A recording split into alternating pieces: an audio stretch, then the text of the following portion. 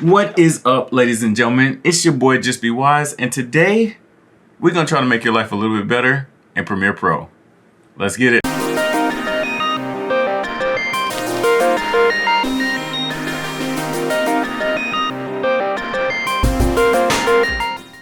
Okay, so a lot of us have gotten new cameras and haven't gotten new computers. So if you've gotten a camera that is a little bit more powerful than your computer, there are some ways to make your editing just a bit easier if you can just manage Premiere a little bit to kind of help you out. So I'm gonna give you a couple of tips here on how you can actually do that. So let's hop in.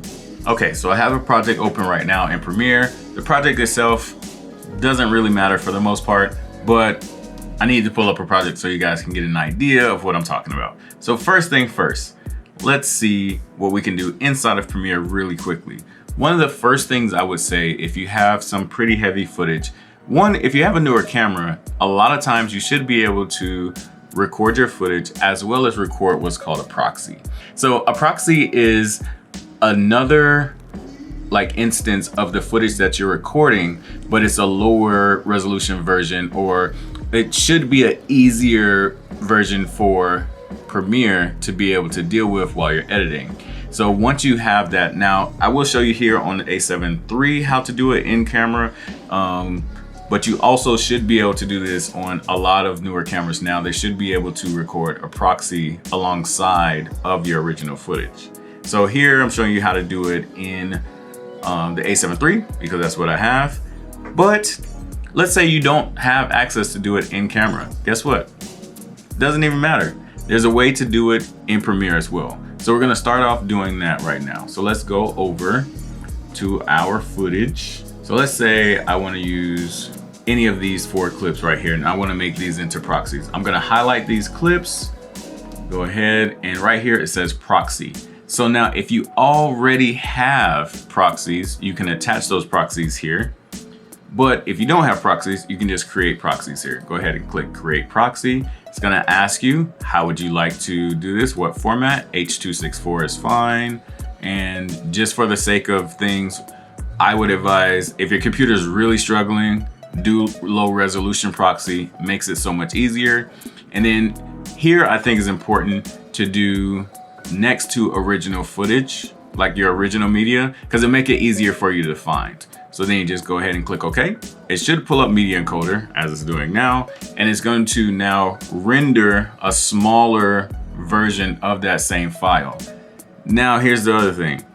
If you have a computer that's struggling, it may take a little while, especially if you have a lot of clips that you need to do, it may take a little while to actually go through and render out all of the proxies. All right, so once you have your proxies, what you're gonna see over in your previous footage is this little symbol right here, letting you know that you have proxies. But you see, as it says right here, my proxy is off. Now, how do you turn your proxies on? So what you wanna do is click on this little plus button right here for button editor. Now, if you haven't done this before, you'll see a lot of different tools here that are pretty helpful. We'll go over this stuff in a different video, but the one that you want is this one here. So you can toggle proxies. Just grab this, drag, and drop it right here. Now, I already have it here, so it's not gonna make a difference for me. You click OK. Now that you have the button here, you go ahead and click that on. Let's come back over here. You see that the button has turned blue here, letting you know that you're actually using the proxies now, which is great because now it's gonna be a lot easier on your computer. So this is something that's gonna be super helpful for you if your computer is struggling to handle some of that very heavy footage. All right, so now that we've spoken about proxies, the next thing that we can talk about are some of the actual settings within Premiere. So let's go over to Edit, let's go to Preferences, and we're gonna come down to Media Cache. A lot of times too, your computer may be bogged down because the media cache is full. So anytime my computer is struggling, the first thing I do is come over here, remove media cache files, delete unsaved, delete all is not here because I recently actually did this, but delete, go ahead and clean it up. Once this runs through and cleans it up, you'll notice your computer is probably running yourself a little easier. So I will say this is always a good place to go to in case you're having those issues where your computer just seems like you can't even look at your, like what you just made an edit, you scrub through your footage and your computer's struggling. Maybe come in here and delete some of your media cache. That's gonna help you out a lot as well. Come on, come on, come on, come on. Clean my cache.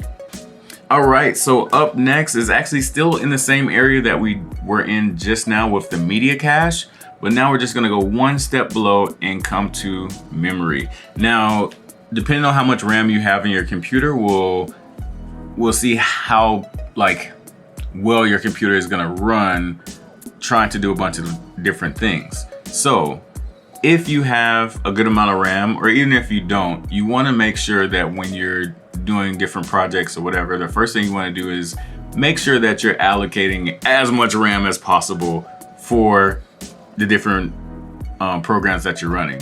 So right now, as you can see, I have 32 gigs of RAM and 29 gigs of my RAM is allocated for specifically to run any of my Adobe products. So now that may not be feasible for everyone if you have to do a lot of multitasking, but what I would suggest is to, whenever you're about to edit either in Premiere or in After Effects, which can take a lot of the power from your computer, you want to allocate most of your RAM to these things. And also you want to optimize your rendering based off of performance. So if you have other programs open, they're gonna only take up about as small amount of gigs as possible from your RAM. What I would then also say to you is maybe don't run other programs while you're editing. I know, could be tough. Me, I'm always running something. Either I have YouTube up or I have Spotify. I gotta have something else going on. But if your computer's giving you an issue, maybe you can't do all those things at once. So kind of cut some of the things out so that you can actually review your footage and it's not constantly being choppy, dropping frames and all of that jazz. Speaking of which, that'll lead us to our next topic, which is technically outside of Premiere. So once you've moved all of your memory, the next thing you want to do, like I said, not have like a lot of background things running as well. So what you can do, again, this is a PC tip mostly. Sorry, Mac friends. I'm sure there's a Mac way to do this, but I don't know. So on your desktop, go ahead and hit Control-Shift-Escape, and it's gonna bring up your task manager. What we're gonna do is go to Startup. So now Startup is gonna show you all of these programs that you have access to start as soon as your computer starts. Now, if you have these things running as soon as your computer starts, one, you may notice it takes your computer a little bit longer to get started. If that's the case, then you may just want to come in here and disable most, if not all of these things. Most of the time, there aren't essential things that are enabled for startup. So if you disable all of those, first of all, this is just going to help your computer in general. Like outside of Premiere, this is just going to be helpful flat. Like if you do anything else, these things running in the background really siphon your computer's power. So that's first thing, right? So once you've disabled everything that you don't need, you can also come back to performance, and I would leave this window up and do a little editing, do a little scrubbing and see like what's happening. Like you see as I start scrubbing, actually, sorry, you actually could not see any of that. Let me try it again. Hold on, let me make sure it's always on top. Let it be high, option, always on top. Okay. So let's take a look at this again. So once you actually do it, like I was mentioning, once I start scrubbing through here, you'll see that my CPU is actually going up because it's using a lot more of my CPU to scrub through the footage. Also, if we take a quick look at memory, you can see it started to use more memory as well once I started scrubbing through my footage, because it was low down here before. So when you're scrubbing through your footage, it's gonna use a little bit more memory, it's gonna use a little bit more CPU. Let me see, my GPU was definitely going crazy. So you can also see that it's giving my GPU some, but at the very least, what this is gonna do is let you know where the problem is so that you're not all over the place, like, oh, now I gotta get a new computer, I have to get this, I have to get that, when you can just look here and kind of, as you're editing, just have this up, maybe on a separate screen if you have multiple screens, or maybe just make it a little smaller and have it out of the way. Like, I can do this for right now and put it here, and then as I'm editing, I can get a quick look to see, oh, okay, my CPU is really the one that's causing the issue.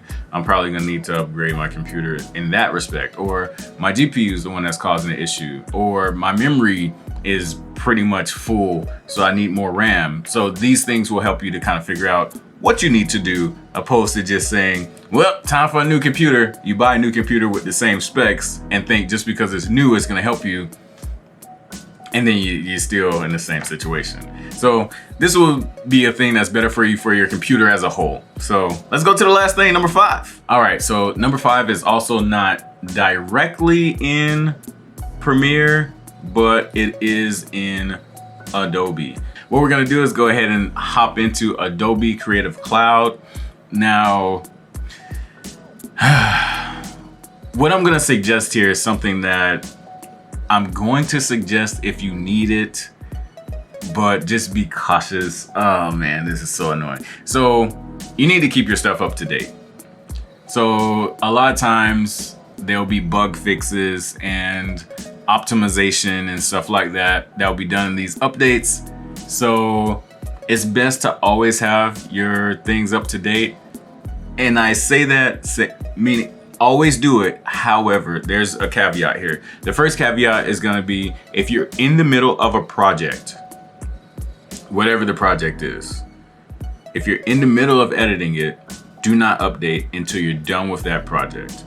Wait until you're in between projects and then update. Reason being is sometimes updates can have a massive change on how Premiere was running before, in a good way, and sometimes in a not good way. So rule of thumb, never update in between projects. So if you have multiple projects going on, I would say just hold off if you can. Do whatever you gotta do, finish your projects, and then go ahead and update. Just be cautious. Make sure that before you start your next project after an update, maybe just go in there, play around a little bit, make sure there was no crazy changes so that you're not in the middle of a project and everything's messed up. So that would be tip number 5, stay updated. And that's also true of Windows stuff. However, if you have the option, do not do Windows 11 yet. I've ran into some issues a little bit. Not fully sure all of the specific issues, so I can't talk about it in a video yet. But yeah, I would stick with Windows 10 until things get completely worked out. I have Windows 11, there has been some issues, so yeah, it's working fine right now, but I have had some strange like optimization issues where Premiere just started randomly crashing. It was very frustrating, but I got everything done, so don't worry about it. That's pretty much everything I have for you guys today. If you have any additional questions, please go ahead and leave them in the comment section down below. And obviously, if you've made it this far in the video, then you must have liked the video, so please like the video if you like the video. And as always, I give you guys some tools to create. Now be great. Peace. All right, I feel like that was pretty solid.